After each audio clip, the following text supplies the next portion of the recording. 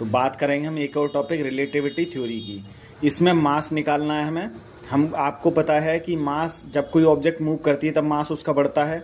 तो देखो जब ये ऑब्जेक्ट की वेलोसिटी ज़ीरो है तब उसका मास एम नॉट है, और जब वेलोसिटी सी है तो मास इन्फिनिटी हो जाएगा। तो आइंस्टीन की रिलेटिविटी थ्योरी के अकॉर्डिंग मास होता है m not upon under root one minus b square upon c square. V होती है स्पीड ऑफ वेलोसिटी, सी है स्पीड ऑफ लाइट। और मोमेंटम कैसे निकालेंगे? P equal to m b, इसमें वी का मल्टीप्लाई कर देंगे तो हमें मोमेंटम मिल जाएगा। ठीक है। अब टाइम डायलेशन क्या होता है? टाइम डायलेशन होता है delta t equal to two d upon c. किसी सोर्स से अगर लाइट रिफ्लेक्ट होकर आ रही है जिसकी सोर्स की और ऑब्जर्वर की डिस्टेंस डी है, तो डेल्टा टी डैश हो जाएगा उसका टू टी अपॉन डी, मतलब जो उसका ओरिजिनल टाइम होगा।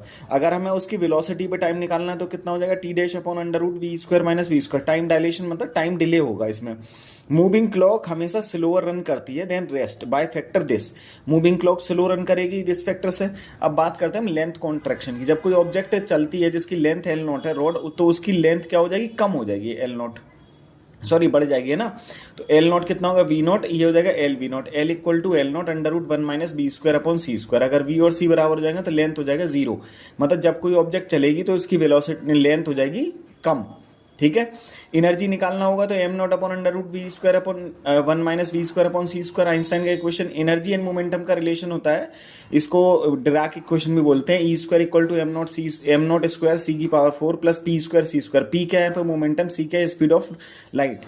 काइनेटिक एनर्जी में चेंज निकालना तो कैसे निकालेंगे? डेल्टा के इक्वल टू हो जाएगा के टू माइनस के वन। ये हो जाएगा हमारा वर्क एनर्जी थ्योरम से। और के कितना हो जाएगा हमारा? Gamma minus one m naught c square, और गामा की वैल्यू होती है one upon under root one minus b square upon c square. इससे एक क्वेश्चन पीजीटी फिजिक्स में आता है। Thank you for watching.